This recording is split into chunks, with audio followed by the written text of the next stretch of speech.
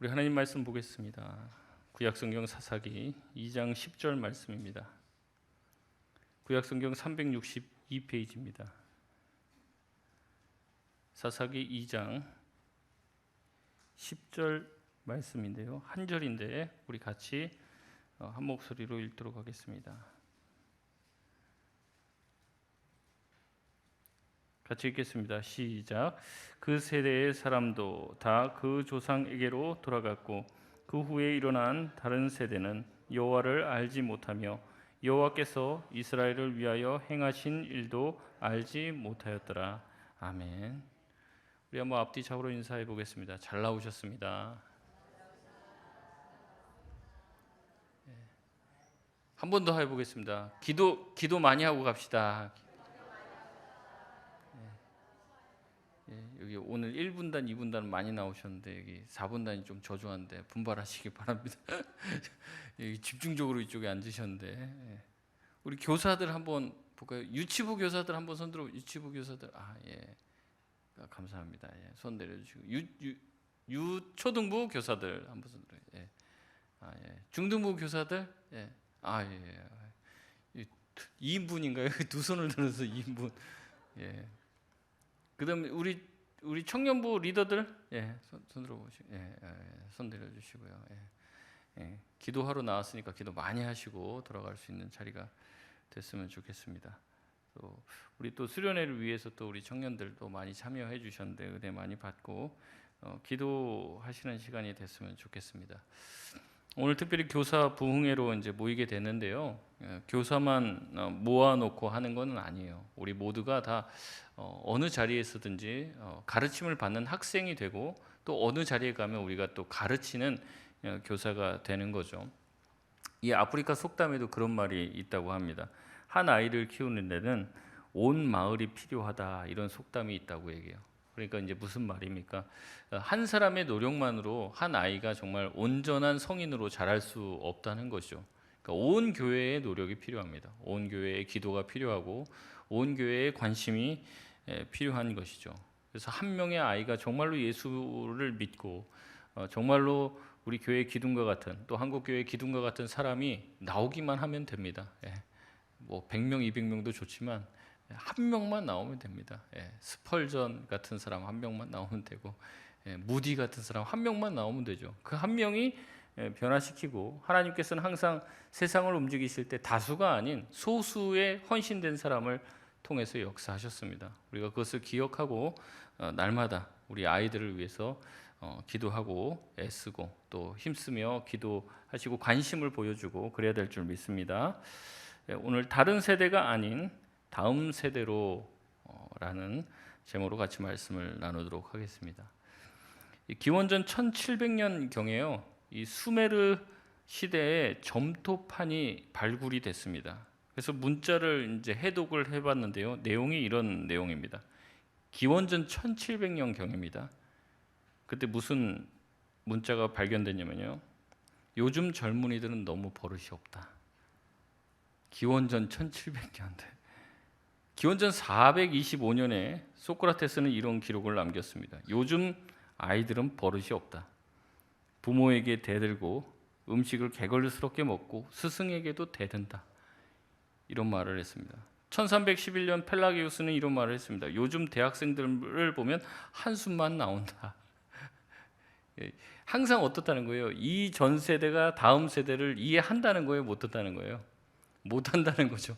항상 보면 어때요? 부모의 시선으로 자녀들을 보고, 기성세대의 시각으로 자녀 세대를 보면 어떻다는 거예요? 한숨이 나오고 한심하고 자꾸 무슨 말을 하게 됩니까?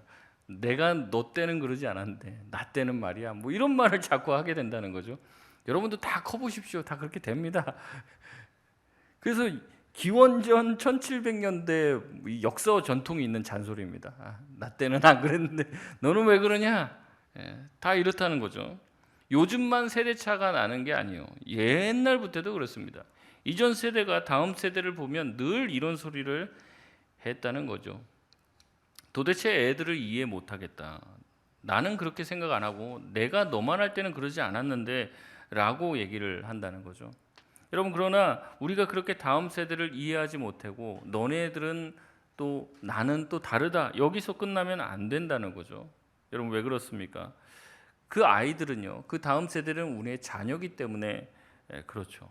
그리고 또한 신앙의 전승과 신앙의 계대가 이어지기 위한 중요한 허리와 같은 역할을 하기 때문에 그들에게 그냥 단순히 내가 너희들과 다르고 뭐 그다음에 너희들과는 세대 차이가 나니까 함께 할 수 없다, 그냥 그러고 끝날 일이 아니라는 거죠. 적극적으로 소통하고 그들에게 하나님의 복음의 말씀을 가르쳐야 될 책임이 이전 세대는 반드시 하나님께서 주어주신 사명이요 과제라는 겁니다.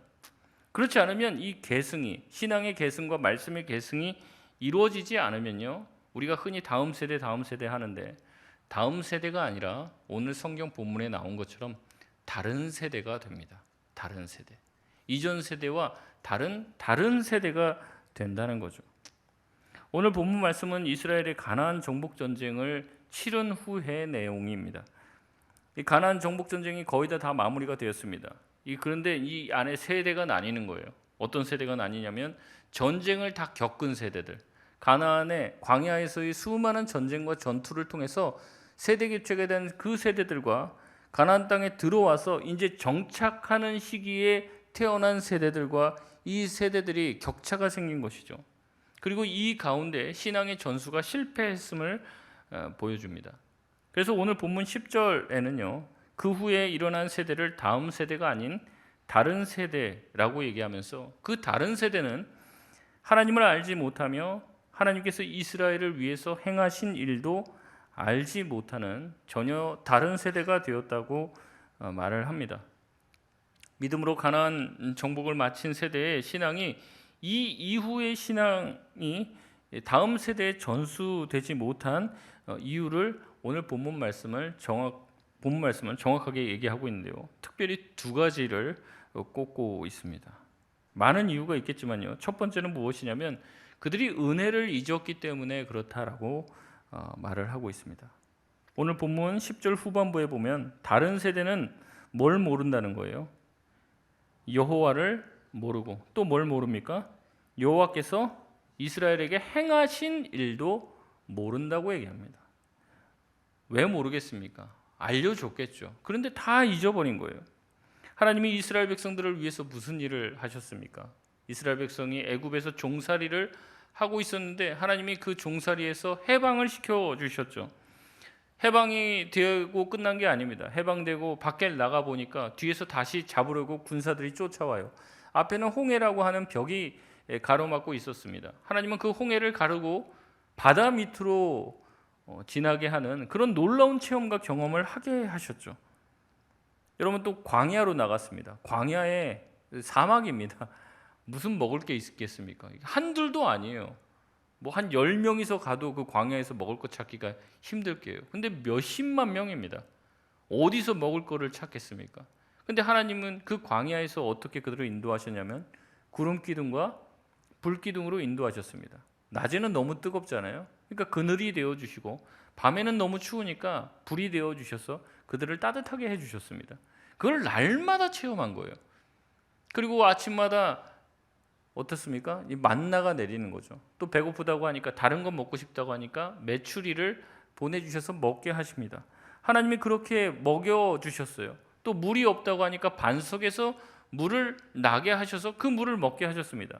그러니까 하나님께서 광야에서, 광야라는 곳은 먹을 것이 없는 곳인데 거기서 먹고 마시고 거기서 지낼 수 있도록 하나님이 다 인도해 주시고 보호해 주신 것이에요. 이것이 바로 하나님의 뭡니까?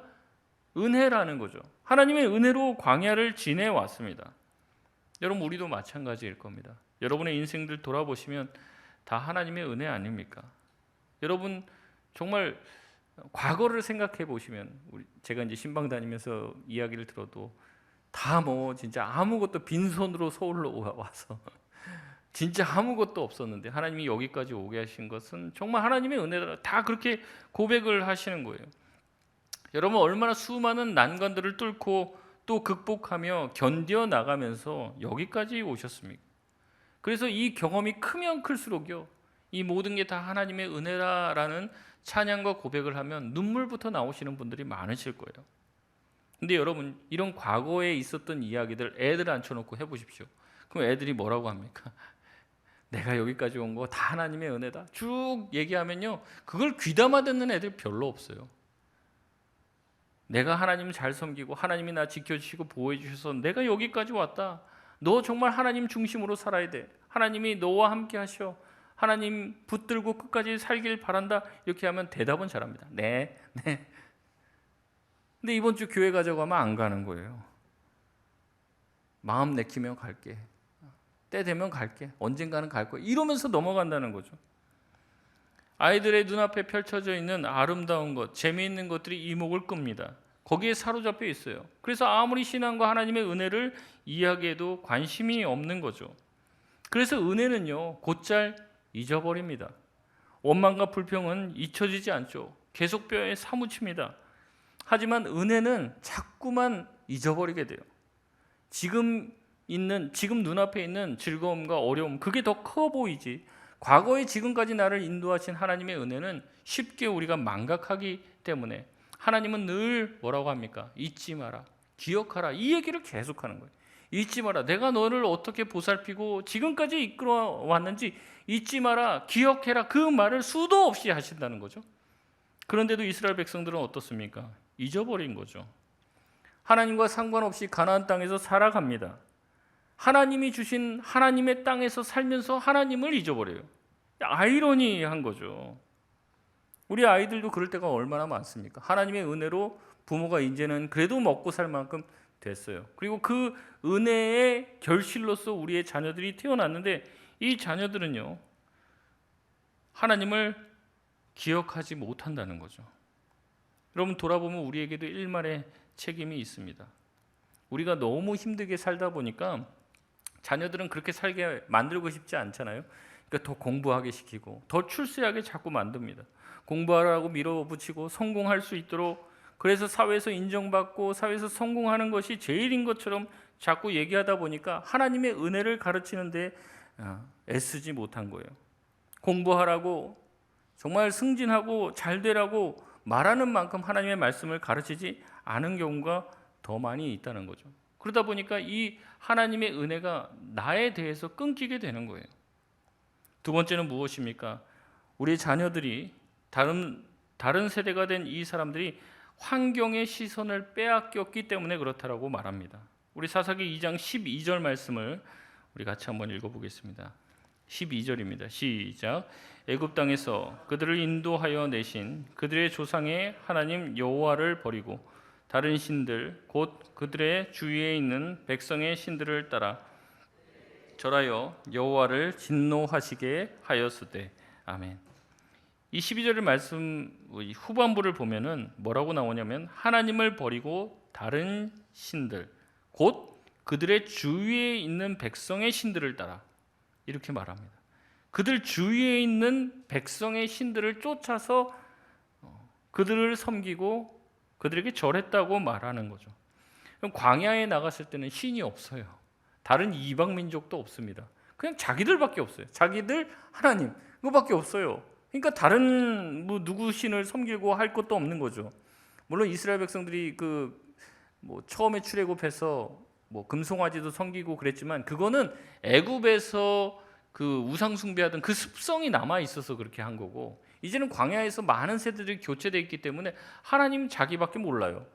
그러니까 거기서는 아주 순수한 거죠. 마치 기드온에서 태어나서 기드온에서 계속 사는 아이 같은 거예요. 하나님 자기밖에 몰라요. 다른 신이 있는 줄 알지도 못합니다. 근데 가나안에 들어오니까 달라졌어요. 가나안에 보니까 수많은 신들, 온갖 신들이 있는 겁니다. 질비하게 널려 있는 거예요. 하나님만 있는 줄 알았더니 바알도 있고요, 아세라도 있고요, 아스타랍도 있고 온갖 신들이 있습니다. 각자 입맛에 맞는 신을 택하면 되는 거예요. 풍요를 원하면 풍요의 신에게 가고, 성공을 원하면 그 성공의 신을 찾아가죠. 다산을 원하면 다산의 신을 쫓아가면 됩니다. 어떤 신을 섬기든지 누가 뭐라 하지도 않습니다. 여러분, 그게 가나안 땅에서의 신을 섬기는 방식이었어요. 굉장히 쿨하죠. 하나님만 섬길 필요가 없어요. 자기가 마음에 드는 신을 섬기면 되고요. 이 신이 싫으면 저 신 가고, 이 신 섬기다 저 신 섬겨도 괜찮은 거예요. 새로운 시각의 눈이 열렸습니다. 이스라엘 자녀 세대가요, 이것을 보고 이 환경에 물들게 된 거예요. 변화가 아닌 변질이 일어나게 된 것이죠. 주위에 영향력을 끼치고 하나님 섬기는 그 신앙을 이방 민족들에게 퍼뜨려야 될 이 민족이 어떻게 되겠습니까? 오히려 이방의 문화를 접하고 그들의 문화를 흡수하기 시작했어요. 그래서 적극적으로 하나님을 버리고 다른 신들을 쫓기 시작했다는 거죠. 이런 현상은 구약에만 일어나는 현상이 아닙니다. 신약에서도 사도 바울은 이것에 대해서 경계하며 이렇게 말합니다. 로마서 12장 2절 말씀에 보면 이렇게 말합니다. 너희는 이 세대를 본받지 말고 오직 마음을 새롭게 함으로 변화를 받아 하나님의 선하시고 기뻐하시고 온전하신 뜻이 무엇인지 분별하도록 하라. 여러분, 이 세대를 본받지 말라는 말은요, 무슨 갓 산골에서 나온 것처럼 철진한 옷을 입고 그렇게 살라는 말이 아닙니다. 이 시대의 정신을 따라가지 말라는 거죠. 시대 정신을 쫓지 말라는 말이에요. 남들 다 한다고 나도 할 게 아니라는 거죠. 어떤 일에 대해서 성경의 가치관에 자기 자신을 비춰봐야 한다는 겁니다. 그렇지 않고 좋은 게 좋다는 식으로 막 세상에서 보이는 게 좋아 보여서 쫓아가서는 안 된다는 거죠. 비판 없이 막무가내로 받아들이다 보면 점차 세상의 가치관에 지배를 받게 됩니다. 그로 인해서 하나님으로부터 점점 멀어지게 되는 것이죠. 처음에는 이것도 하나님이 기뻐하는 것이고 좋은 것이고 하나님의 일에 도움이 되는 줄 알았는데 받아들이다 보니까 어떻게 되는 거예요? 완전히 거기에 노예가 되거나 빠져드는 경우가 너무나도 많다는 거죠. 이스라엘 백성이 지금 이런 환경이 된 것입니다. 하나님의 말씀은 먼 것처럼 느껴지는데 이 이방의 우상을 섬기는 문화는요, 이 가나안의 문화는 굉장히 감각적인 거예요. 그리고 아주 즉각적이죠. 그러니까 그것이 더 가슴에 와닿는 종교가 된 것입니다. 이 가나안의 종교의 어떤 풍습 자체가 뭐냐면 거기 안에 있는 이 신전에 있는 그 신전에 봉사하는 사람들, 소위 말하면 그 안에 신전에 이제 무녀라고 할 수 있죠. 무녀라고 할 수 있는 그 신전을 섬기는 사람들과 이 예배를 드리는 그런 과정들이 그들과 성관계를 맺는 이런 과정들인 거예요. 그러니까 그들을 섬기는 것과 이 육체적 쾌락과 같이 이렇게 접목이 되어 있는 거죠. 이방신을 섬기는 것은 기쁨과 즐거움이 있는 거예요. 먹고 마시고 흔들고 춤추고 뛰노는 재미가 있습니다. 근데 하나님을 섬기는 것은 그게 아닌 거죠. 덜덜덜덜 떨면서 규칙에 맞춰야 되고 재미가 없는 거죠. 하나님은 눈에 보이기는 합니까? 보이지도 않죠. 그러나 이방신들은 눈에 딱 보여요. 대단해 보이죠. 그들을 섬기는 것은 재미가 있고 즐겁습니다. 하나님을 섬기는 것은 부담스럽고 위험한 일이었어요. 그렇기 때문에 우상을 섬기는 것이 더 현실적이고 즐겁고 재미가 있고 나에게 자극이 되는 일이었기 때문에 거기에 빠진 겁니다. 이들의 결국은 심판이었어요. 14절 15절 말씀을 보면 이렇게 말합니다. 여호와께서 이스라엘에게 진노하사 노력하는 자들의 손에 넘겨주사 그들이 노력을 당하게 하시며 또 주위에 있는 모든 대적의 손에 팔아넘기심에 그들이 다시는 대적을 당하지 못하였으며 그들이 어디로 가든지 여호와의 손이 그들에게 재앙을 내리시니 곧 여호와께서 말씀하신 것과 같고 여호와께서 그들에게 맹세하신 것과 같아서 그들의 괴로움이 심하였더라. 하나님을 떠난 백성의 결과는 괴로움이었습니다. 즐거움을 찾으러 나갔지만 즐거움은 잠시요 괴로움 가운데 살게 되었습니다. 마치 마약과도 같은 거죠. 쾌락을 쫓아서 그것에 손을 댔지만 쾌락은 잠시요 고통은 영원하고 인생이 완전히 망가져버린 것과 같은 것입니다. 우리가 여기에 다 우리의 다음 세대를 뺏기게 된 것이죠. 여러분, 그렇기 때문에 우리의 다른 세대가 되지 않기 위해서 어떻게 해야 할까요? 첫 번째는 말씀을 가르쳐야 합니다. 신명기 6장 1절에서 2절 말씀은 하나님이 이런 것을 다 예상하시고 우리에게 주신 말씀입니다. 우리 한번 같이 읽어볼까요? 신명기 6장 1절에서 2절 시작. 이는 곧 너희의 하나님 여호와께서 너희에게 가르치라고 명하신 명령과 규례와 법도라. 너희가 건너가서 차지할 땅에서 행할 것이니 곧 너와 내 아들과 내 손자들이 평생에 내 하나님 여호와를 경외하며 내가 너희에게 명한 그 모든 규례와 명령을 지키게 하기 위한 것이며 또 내 나를 장구하게 하기 위한 것이라. 아멘. 하나님은 알고 있습니다. 이 가나안 땅에 가서 어떠한 일이 펼쳐질지를 알고 있어요. 그래서 너와 내 아들과 내 손자까지도 이 말씀을 가르쳐서 지키도록 하라고 얘기합니다. 왜냐하면 그 땅에서 우리가 장구하기를 하나님은 원하시기 때문에 그런 거죠. 이 신명기 6장을요 흔히 쉐마장이라고 합니다. 쉐마. 들어보셨는지 모르겠습니다. 이 쉐마는요 들으라라는 뜻이에요. 들으라. 그래서 쉐마 이스라엘, 들으라 이스라엘입니다.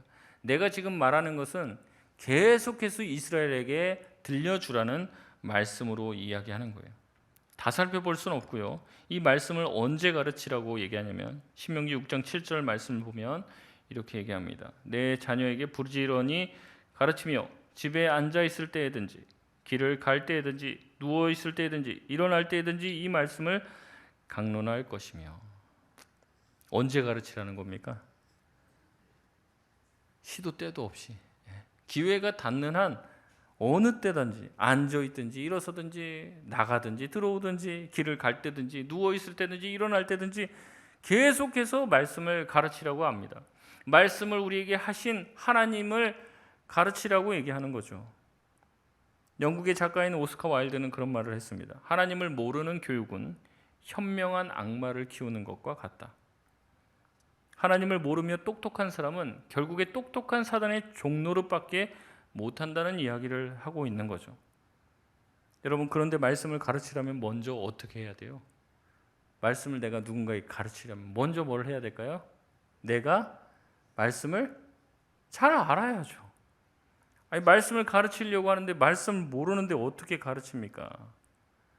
말씀을 알아야 돼요. 내가 먼저 말씀을 알아야 가르칠 수 있습니다. 이게 이 문제의 핵심입니다. 핵심.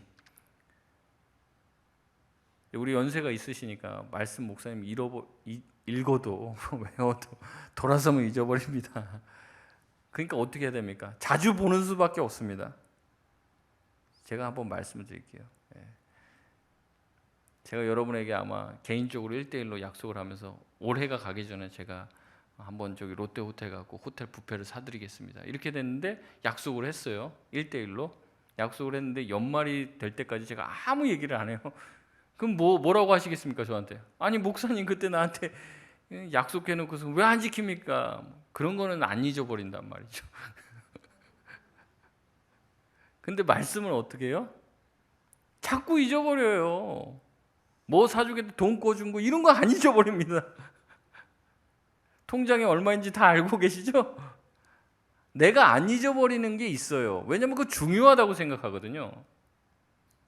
근데 우리가 솔직히 말하면 말씀이 그렇게 중요하지 않습니다. 왜냐하면 교회 가서 목사님한테 물어보면 되고 뭐 맨 펼치면 말씀인데 뭐 말씀을 가볍게 여기는 거죠. 말씀을 자꾸 잊어버려요. 자꾸 잊으면 자꾸 더 보는 수밖에 없습니다. 그런데도 불구하고 우리는 자꾸 잘 잊어버린다는 핑계로 말씀을 잘 안 보려고 합니다. 근데 여러분 오늘이요 여러분 인생의 제일 젊은 날입니다. 오늘이 제가 막 청년들 막 가르치고 그러면요 30 넘어가면요 목사님 자꾸 우리한테 제자 훈련 받으라고 하지 말고 우리 머리가 다 녹슬어 갖고 안 헤어져요. 우리 20대가 아니에요. 이래요. 40대 집사님 가르쳐 놓으면 저희는 청년이 아닙니다. 자꾸 뭐 외우라고 암송하고 하지 마세요. 50대 가면 또 50대 분들은 제가 40대인 줄 아십니까? 막 이래요. 오늘이 우리의 인생의 가장 젊은 날이에요. 오늘이 지금 내가 사는 인생, 앞으로 살 인생 중에서 제일 머리가 팽팽 돌아가는 그런 시기입니다. 그러니까 우리가 말씀을 지금 더 읽어야 돼요. 더 알아야 돼요. 그래야지 내가 뭐 가르쳐 줄 게 있죠. 하나님이 꺼내다 쓰려고 해도 채워져 있는 말씀이었는데 어떻게 꺼내다 쓰시겠습니까? 근데 우리가 기도해 보면은요, 기도하시다 보면 아마 그런 것들 경험하셨을 거예요. 기도하다 보면 옛날에 들었던 말씀, 그게 갑자기 생각이 납니다. 기억이 나는 거예요. 옛날에 들었던 말씀, 암송했던 말씀, 찬양했던 그 찬양의 곡조와 그 가사가 기억이 나는 거예요. 그래서 하나님이 그 가사와 말씀을 통해서 우리 가운데 하시고자 하는 말씀들을 하시는 거죠. 우리 가운데 말씀을 꽉 채워놔야 돼요. 건드리면 말씀이 막 나와야 돼요. 근데 뭐 어떤 유행가 가사나 뭐 이런 것들은 막 줄줄줄 나오는데 우리가 하나님의 말씀에 대해서 점점 나이가 갈수록 아는 게 없다. 이런 문제가 있다는 거죠. 먼저 우리가 말씀을 더 깊이 봐야 될 줄 믿습니다. 바라기는 우리 송파동교회에서 저보다 더 말씀 잘하는 분들이 많이 나오길 바라요. 이미 몇 분 계시긴 하는데 저보다도 더 말씀 잘하시는 분들이 나와야죠. 예. 여러분 시간이 있을 때 뭐 하십니까? 예. 놀러 갈 생각하지 말고 휴가 있다. 나 이번 주부터 휴가다. 그러면 이번 주에는 성경 일독을 한번 해봐야지. 뭐 이런 선한 각오를 해야지. 어디 막 놀러 가고 뭐 이런 계획은 잘 짜요 우리가. 근데 성경 일독할 계획도 좀 짜고 아니면 우리가 바짝 하면은 신약도 일주일에 완독을 할 수 있습니다. 저녁에 조금만 시간을 내면 우리가 말씀을 더 잘 알아야지 잘 가르칠 수 있다는 것이죠. 여러분 두 번째는 무엇입니까? 여러분 신앙의 간증을 잘 할 수 있어야 합니다. 성경도 잘 가르쳐야 되죠. 하지만 동시에 이 성경의 말씀이 우리 가운데 어떻게 실현되고 이루어지는지를 간증할 수 있어야 합니다. 오늘 본문 말씀인데 사사기 2장 10절을 다시 한번 읽어보겠습니다. 시작. 그 세대의 사람도 다 그 조상들에게로 돌아갔고 그 후에 일어난 다른 세대는 여호와를 알지 못하며 여호와께서 이스라엘을 위하여 행하신 일도 알지 못하였더라. 아멘. 다른 세대는 첫째는 여호와를 몰랐고요. 두 번째는 여호와께서 이스라엘을 위해서 하신 일도 몰랐다고 얘기합니다. 우리가 말씀을 가르치는 것은요, 어떻게 보면 하나님이 누구인지를 알려주는 거예요. 하나님이 어떠한 분이신지 말씀을 통해서 알려주는 거예요. 그러면 하나님이 우리에게 행하신 일을 알려주는 건 뭡니까? 간증이에요. 간증. 내 삶에서 하나님이 나에게 어떻게 역사하시고 은혜를 베풀어 주셨는지를 그 이야기, 스토리를 들려줘야 되는 거죠.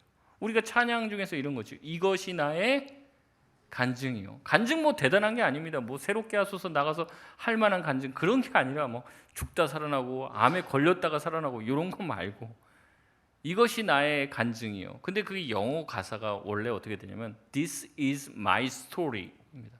This is my story. 나의 이야기라는 거죠. 무슨 이야기예요? 하나님께서 나에게 행하신 이야기. 내 이야기를 하는 거죠. 전도를 할 때요. 전도가 어렵다고 하는데 의외로 또 쉽습니다. 전도 너무 어렵게 생각하지 마세요. 막 뭐 성경 말씀을 막 들이대면서 뭐 이게 이렇고 저게 저렇고 뭐 이렇게 얘기할 수도 있겠지만요. 실제 전도는요 뭐냐면 내가 만난 하나님 얘기해 주는 거예요. 내 얘기. 이번 주에 있었던 얘기 뭐 하듯이요. 이번 주에 나에게 하나님이 주셨던 이야기. 하나님이 나에게 이번 주에 하셨던 그 스토리를 얘기하는 거예요. 그게 전도예요. 쉽죠? 내 이야기하는 거예요. 내 안에 하나님이 어떠한 일을 하셨나? 여호와께서 이스라엘을 위해서 하신 일을 몰랐다는 것은 그 부모들이요 하나님이 자신들에게 했던 그 이야기들을 전수해 주지 않았기 때문에 그렇습니다. 여러분 자녀들이 그런 얘기 하신 적이 있습니까? 엄마 아빠는 어떻게 하나님을 만났어? 우리 자녀들은 가끔 그런 얘기를 하더라고요. 아빠 자꾸 그 앞에서 하나님 살아계시다고 그러는데 아빠는 하나님 살아계신지 어떻게 알아? 나 아빠가 하나님 만나서 그렇지. 하나님을 어떻게 만났는데? 언제 만났는데? 이거 막 캐물어요. 자기도 만나고 싶다는 거죠. 여러분 내 이야기가 있어야 돼요. 하나님에 관한 남의 했던 얘기 말고 내 이야기. 오리지널 스토리. 나만 가지고 있는 하나님의 이야기를 여러분의 자녀들 손주들에게 할 수 있는 저와 여러분 되시길 바랍니다. 이걸 모르면 안 돼요. 모르면. 근데 이게 또 없어요? 아니면 이 얘기가요 한 30년 전 얘기만 그럼 30년 전 하나님이에요. 하나님 거기서 멈춰 있는 거죠. 하나님은 지금도 저와 여러분의 삶에서 역사하시는 줄 믿습니다. 여러분이 기도하시는 것을 하나님이 분명히 들어주시고 응답하시는 줄 믿습니다. 제가 우리 제자분 할 때 막 그 도전을 했어요. 불가능한 걸 놓고 좀 기도해라. 될 법한 일 가지고 하지 말고 불가능한 일 놓고 좀 기도해라. 그래서 그게 간증이 되게 해야 된다는 거죠.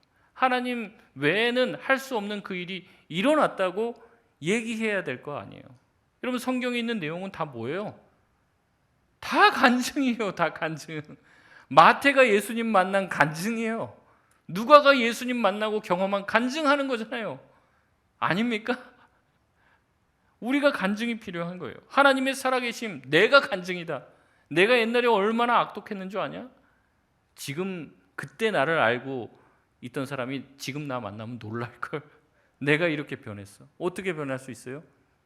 하나님 때문에. 하나님의 은혜로 내가 변화됐다는 거죠. 여러 이야기로 간증할 수 있지만 내 이야기로 간증할 때 이 간증이 정말 파워풀한 거예요. 그런데 나도 아리까리해요. 나도 하나님이 살아계신지 아닌지 나도 잘 몰라요. 흔들려요. 근데 어떻게 누군가에게 복음을 전하고 우리 아이들의 마음을 움직일 수 있겠습니까? 우리 교사 선생님들 간증 다 있으시죠? 이번 주에 간증문 다 써갖고 애들 앉혀놓고 얘기를 하세요. 하나님 선생님이 어떻게 하나님 만난 줄 알아? 이 얘기가 있어야죠. 하나님이 정말로 살아계셔. 그 하나님이 목사님도 만나주셨고 여기 있는 선생님, 집사님, 장로님 다 만나주셨고 나도 만나주셨어. 하나님이 이번에 기도할 때 너도 만나줄 거야. 그런 도전을 할 수 있어야죠. 하나님이 살아계시고 하나님과 아무 관계가 없는데 어떻게 교회에 계속 나오겠습니까? 힘든 일 조금 생기고 어려운 일 생기고 유혹 생기면 교회 다 떠나는 거예요.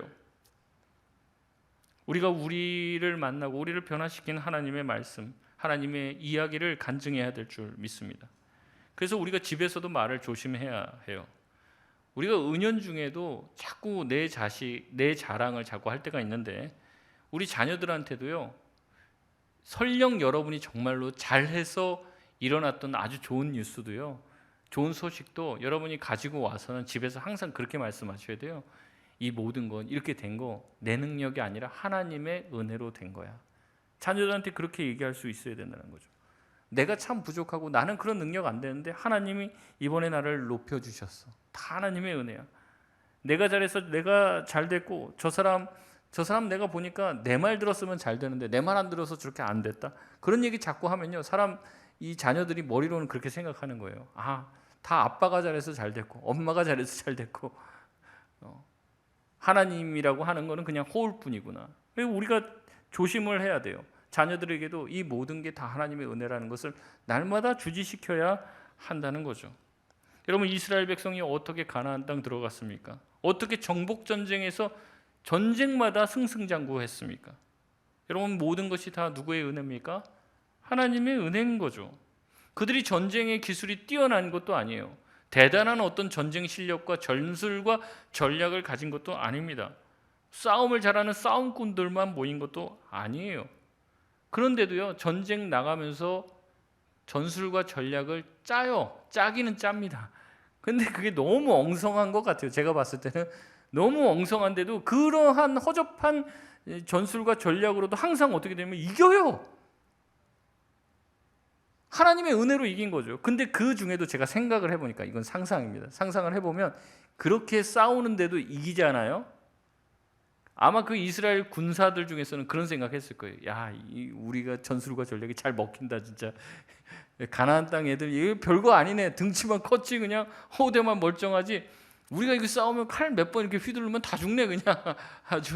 얘네들 그냥 아주 헛방들이네. 이렇게 생각하는 사람들이 있었을 것 같아요. 이 전쟁에서 가나안 전쟁 우리가 다 이긴 거, 이스라엘 백성들이 다 이긴 거 누구 덕분이다? 우리 덕분이다. 우리가 싸움 잘했어. 우리가 전쟁 연습 많이 해갖고 우리가 이겼다라고 착각하고 아마 그런 소리 하는 사람들 있었을 거예요. 아마 가나안 땅 들어와서도요. 왜 하나님이 이스라엘에게 하신 일을 이 자녀 세대들이 몰랐을까? 아마 제 생각에는요. 자녀들 앉혀놓고 요 얘기했을 거예요. 야, 그때 내가 그 전투, 그 시내산 무슨 전투에서 말이야, 무기또 거기 전투에서 말이야, 내가 뭐 얼마나 큰 공적을 세운 줄 알아? 아마 자기의 전쟁 무용담만 떠들었을 거예요. 우리가 참 그렇게 준비가 안 됐는데도 하나님이 우리를 이기게 해주셨다 이 말한 게 아니란 말이죠. 우리가 전쟁 연습 잘하고 전술과 전략 잘 짜서 그 강대한 가나안 땅 백성들 다 몰아냈고 다 우리가 이겼다라고 얘기했을 거라는 거예요. 여러분 하나님이 우리에게 행하신 그 간증을 전수해 줄 수 있는 저와 여러분 되시길 바랍니다. 결국 가나안의 다음 세대가 다른 세대가 된 이유는요. 이들이 이러한 하나님에 대한 이야기와 또한 하나님이 우리에게 하신 일을 전수하는 데 실패했기 때문에 그래요. 그래서 이 다른 세대는요. 하나님도 몰라요. 하나님이 그들에게 행하신 일도 모릅니다. 그러니까 자연스럽게 누구에게 갑니까? 우상에게 가는 것이죠. 그 결과는 어땠습니까? 괴로움이 심한 인생을 살게 되었다고 사사기는 기록하고 있습니다. 여러분, 우리의 가정과 우리 교회에 다음 세대가 있습니다. 이 다음 세대가 다른 세대가 되어서는 안 될 줄 믿습니다. 다음 세대가 진짜 신앙을 계승한 다음 세대가 되어야 해요. 여러분, 그런데 오늘 말씀을 쭉 보니까요, 제가 묵상을 해보니까 결국에요, 제가 TV 보면서도 느끼는 거예요. 세상에 나쁜 개는 없다.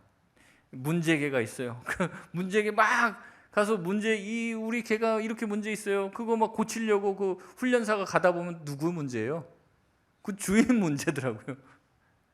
요새 막 그렇게 하잖아요. 금쪽 같은 내 자식 그거 하잖아요. 프로그램 가갖고 그 애가 문제예요. 애가 막 엄마 머리 막 채 막 잡고 막 흔들고 막 온 난리를 쳐요. 야, 이거 완전 이제 이런 정말 그런 애도 있구나 막 이러는데, 그 상담해 보면 또 누가 문제예요? 부모 문제가 있는 거예요. 그러니까 우리가 어떻게 보면 우리 자녀들 뭐라고 할 게 아니에요. 돌아보면 누구의 문제에서부터 시작되냐? 참 죄송하지만 저와 여러분의 문제를 말하지 않을 수가 없어요. 물론 그 다음 세대들도 문제가 있죠. 그 애들이 뭐 문제가 없다는 게 아닙니다. 그런데 그 애들만 뭐 비난해 갖고 뭐 어떡할 거예요. 예. 막 비난한다고 애들이 고쳐집니까? 그게 아니잖아요. 고칠 수 있는 건 지금 우리잖아요. 지금 우리. 나 자신입니다. 우리 가정과 우리의 교회, 또 우리 가정과 교회의 다음 세대가 살기 위해서는 바로 내 자신이 먼저 변화돼야 될 줄 믿습니다. 내 자신이 먼저 더 말씀을 보고, 내 자신이 먼저 더 하나님께 기도하면서 신앙의 간증을 쌓아가면서 그것을 전수해 주려고 노력해야 하는 것이죠. 그래서 믿음의 다음 세대가 세워져야 할 것 아닙니까? 마지막 세 번째는 기도입니다. 기도. 이 아이들이 정말 믿음을 가지기 위해서는 우리가 기도해야 하는 거예요. 하나님밖에 이들에게 믿음을 줄 수 있는 분은 없습니다. 우리가 어떻게 애쓴다고 교회는 데리고 올 수 있어요. 교회는 어떻게든 억지로 교회에 앉혀놓을 수는 있어요. 근데 그 아이들이 정말로 예수를 믿고 하나님을 만나게 되는 것은 하나님밖에 하실 수 없습니다. 우리가 이 문제를 놓고 기도해야 돼요. 안심해서는 안 됩니다. 제가 입버릇처럼 기도하면서 말을 해요. 아이들이 주일날 교회 나오는 것으로 만족하지 말아라. 선생님들이 아이들 오늘 뭐 공부 마치고 보내면서 다음 주에도 와. 네. 그러면 마음에 안심이 돼요. 근데 그러면 안 된다는 거죠. 애들이 여기 교회 와서 하루 1시간입니다. 뭐 일주일에 1시간, 뭐 길다면 길고 짧다면 짧은 뭐 한 20분도 되지 않는 공방 공부로 시간들을 통해서 아이들이 참 하나님 만나기가 어렵잖아요. 그러니까 먼저 하나님께 기도해야 돼요. 하나님, 이 짧은 시간이지만 이 시간들을 통해서 하나님, 성령님, 나를 통해서 아이들의 심령에 말씀해 주십시오. 변화시켜 주시옵소서. 토요일날 잠이 잘 오시나요? 토요일날 아이들을 위해서 기도하셔야 돼요. 하나님, 내일 있을 그 예배와 분방 공부를 통해서 아이들이 변화되게 해 주십시오. 내일 그 예배가 정말로 하나님이 역사하시고 그들의 인생이 변화되는 그런 결정적인 예배, 인생 예배가 되게 해달라고. 그렇게 기도해야 될 책임이 있는 거죠. 그냥 교회에 와서 20명 나왔습니다. 30명 나왔습니다. 뭐 할 거예요? 그거 가지고. 한 명이 영혼이 변화되는 것을 천국에서 가장 기뻐하는 기쁨이 될 줄 믿습니다. 그러니까 그것을 위해서 노력을 해야 되는 거죠. 그것을 위해서 기도해야 되는 거죠. 그것을 위해서 기도하고 그것을 위해서 애쓸 때 그것이 가장 귀한 사역이 되는 것이에요. 그래서 우리의 사역에 이 기도가 빠지면 안 됩니다. 주님 앞에 엎드려야 되는 거죠. 한 영혼이 변화시키기 위해서 얼마나 많은 사람들이 기도가 필요한지 몰라요. 그 아이들을 놓고 애쓰고 기도하고 울며 하나님 앞에 부르짖을 때, 그 변화되지 않는 한 영혼을 위해서 애쓰고 부르짖을 때 그 영혼이 변화되어 하나님 나라의 귀한 일꾼이 될 줄 믿습니다. 저도 돌아보면요, 저를 그렇게 괴롭혔던 선생님이 계세요. 그렇게 딴짓하고 제가 장난을 많이 치는데 그렇게 저를 막 못살게 굴었어요. 그 선생님이. 아주 호랑이 선생님이, 아우 진짜 내년에는 진짜 안 만났으면 좋겠다. 근데 내년에 또 그 선생님이 그렇게 막 이제 저희 동기들이 장난도 많이 치고 막 개구장이들이 많았는데 어찌나 너희 이제 뭐 6학년 딱 졸업할 때까지 내가 아주 그냥 끝까지 쫓아가고 너희들을 아주 변화시켜 놓겠다. 그 선생님이 뭐 정말 제일 비싼 거 생일만 돼도 뭐 별로 부모님도 챙겨주지도 않는데 제일 비싼 거 선생님 다 사재를 털어갖고 제일 비싼 선물 사주는 거예요. 그 비싼지도 몰랐어요 그때는. 돌아보면 야 이런 게 다 어디 있지? 어디서 내가 생겼지? 그럼 그 선생님이 다 준 거예요. 애들도 다 그 선생님. 저희 동기 중에 작은 교회였는데 한 150명, 100명 나오던 교회였는데 그 교회에서 뭐 저희 동기에서만 목사님이 3명이 나왔어요. 그래서 지금 다 목회 잘하고 있습니다. 저를 포함해서. 그래서 한 명 한 명 잘 키우고 그 선생님이 일찍 돌아가셨거든요. 근데 그 선생님이 그렇게 저희를 위해서 기도하고 애쓰고 헌신했던 거 지금도 기억이 나요. 그 선생님이 근데 뭘 가르쳐줬는지 기억 안 납니다. 지금도 돌아보면 그 선생님이 뭘 가르쳐줬는지 기억이 안 나는데 우리를 그렇게 붙잡고 씨름하고 그렇게 뭐 주일날 끝나면은 뭐 교회에서 밥 주는데 그것도 안 하고 자기 집에 데려가고 떡볶이 해주시고 그렇게 우리들 붙잡고 울었어요. 그렇게 많이. 항상 말씀 암송하고 안 하면 막 회초리로 막 손바닥 대라고 그러고 그렇게 막 가르치셨어요. 무슨 진짜 이런 선생님 다 있나 이런 마음으로 교회를 다녔는데 돌아보면 그 선생님밖에 기억이 안 나요. 그렇게 우리를 붙들고 울고 기도해 줬던 그 선생님밖에 기억이 안 난다. 돌아보면 그 선생님의 기도로 제가 여기에 왔음을 기억하게 되는 거예요. 그러니까 그런 사람 한 명만 키우면 됩니다. 우리가 다른 많은 아이들 물론 이제 다 아이들이 그렇게 변화되면 좋지만 그렇게 한 명 씨름하고 그렇게 한 명 제대로 키워날 때 그 한 명 한 명이 정말 한국 교회의 기둥과 같은 인재가 되고 교회를 새롭게 하는 귀한 일꾼이 될 줄 믿습니다. 여러분 분명히 여러분들을 통해서 이번 여름에 우리 교사 선생님들 통해서 하나님께서 분명히 그 한 사람을 변화시키려고 하실 거예요. 여러분 그 일에 쓰임받는 도구가 되기를 원합니다. 여러분이 먼저 변화돼야 되죠. 더 뜨거워야 되고 내가 먼저 불이 안 붙었는데 누구에게 불을 붙이겠습니까? 내가 먼저 말씀으로 채워지지 않는데 저도 예전에 주일학교 교사할 때 그런 거 많이 했습니다. 일부 예배 딱 드리면요 말씀 잘 듣는 것처럼 하면서 밑에 분반 공부 책 펴놓고서 이제 막 밑줄 긋고 이거 해야지 이거 그때 가서 이제 이따가 애들 가르치고 그때 공부하고 막 그랬던 기억이 나요. 근데 이제 저도 나중에는 이제 회개하고 그렇게 하면 안 되는구나 뭐 이렇게 하는데 그렇게 해서는 애들이 달라지지 않더라고요. 내가 먼저 주님 앞에 엎드리고 헌신하고 그 아이들의 영혼을 놓고 울 때 그 아이들이 변화될 줄 믿습니다. 어린 아이들도요 통성기도 잘하고 어린 아이들도요 하나님 향해서 주여하고 울부짖고 기도 잘합니다.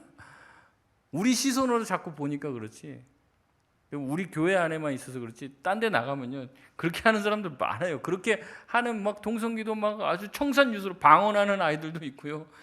우리 기준을 좀 낮게 잡지 말고 높게 잡고 애들이 변화될 거 애들이 더 나보다 더 하나님을 뜨겁게 사랑할 것이라는 기대감을 가지고 그 아이들의 영혼의 변화를 위해서 늘 기도할 수 있는 우리 모든 교사 선생님들 우리 모든 성도님들 다 되시길 주의 이름으로 소원합니다. 말씀을 맺겠습니다. 다음 세대는 우리에게 주신 하나님의 선물이에요.